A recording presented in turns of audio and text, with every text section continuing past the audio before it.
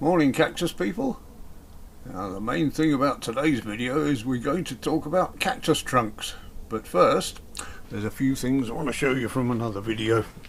Our friend Sarah from Worth Valley Chihuahuas looked at an earlier video where we planted some cuttings of variegated Opuntia monacantha, and I said we'd come back to it, so here we are, we're coming back to it.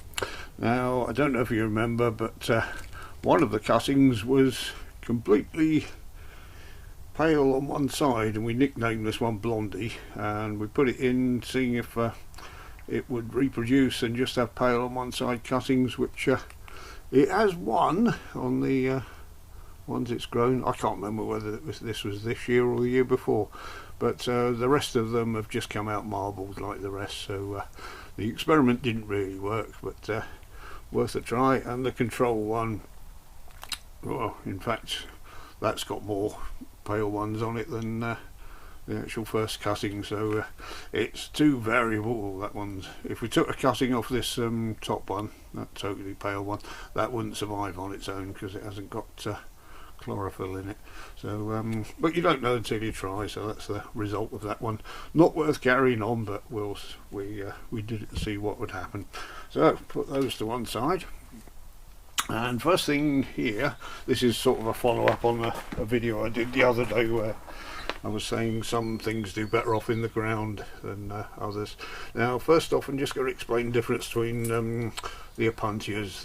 You've got platy Opuntias, which as it sounds have got plate-like cladodes or leaves, and then you've got the Cylindropuntias, which are round as it sounds, and then you've got the Ostro-Cylindropuntias, which are pretty much the same. It's just that Ostro means southern, so the Ostros have come from the southern continent, South America, and the Cylindropuntias are now found in North America, so that's the only real difference between those Cylindropuntias.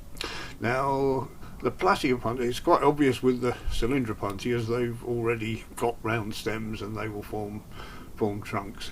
But the Platyopuntias, as you can see with this one, is quite flat.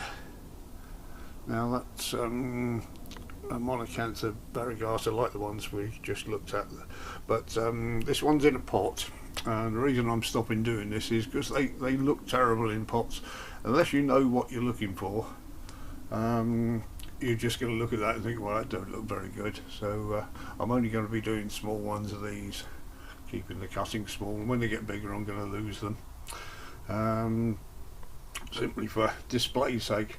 But if you was to put this in the ground like I have with these, if you look at the back, this is the parent plant. If we can get my tweezers in there to point, that's a Platyopuntia, but it's starting to form a trunk. It's going round. It's quite a definite difference there. It's still flat at the top, as you can see, but that's forming a trunk like a tree. So that's one of the differences when they go into the ground. If you look at the back, there's Braziliopuntia, which is a genus on its own, but it's very closely related.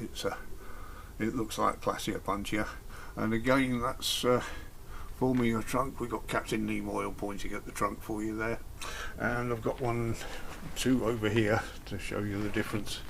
Now this one, these are about the same age, these two, but this one hasn't got much root space and it's still staying flat, and this one's got a slightly bigger pot and that's already starting to form a trunk.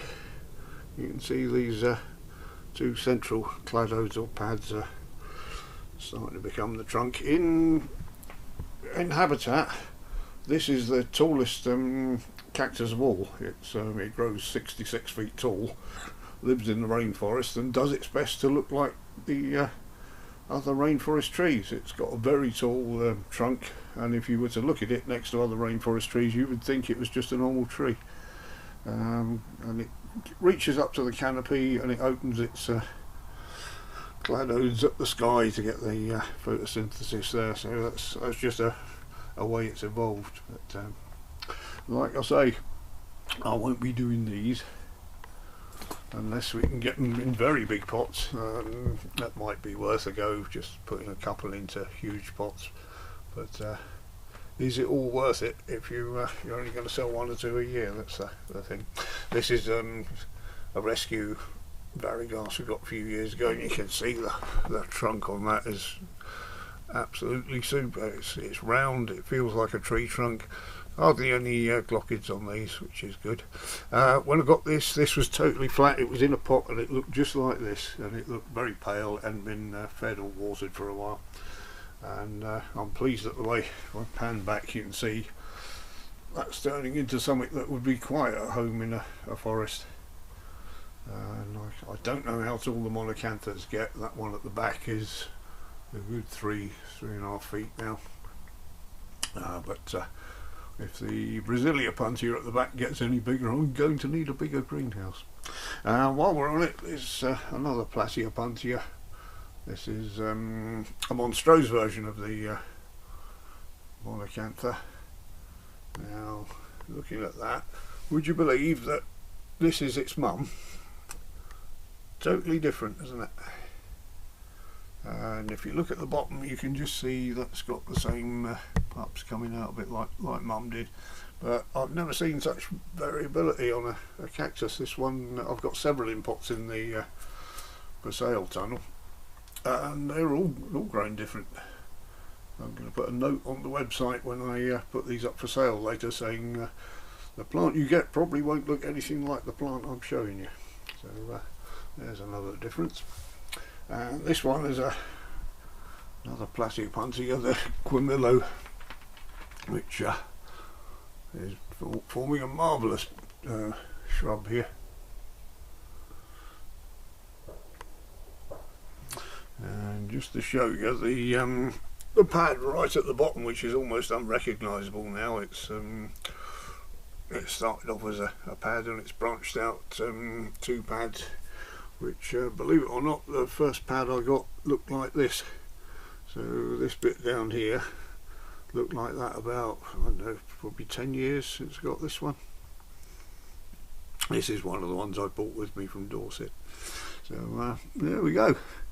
And just to back up what I was saying in the last video about the Opuntia microdaces looking pretty pants after winter, you can see on this one that's even been in the ground, the older pad is not looking too healthy at all there, and it flops over. It's not a very nicely presented plant.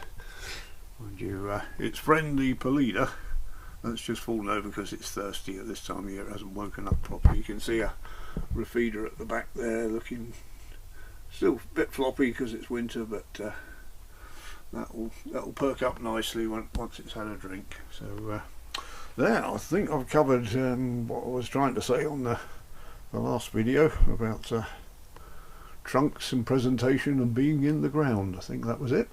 So thank you very much for watching. I hope I haven't confused you too much.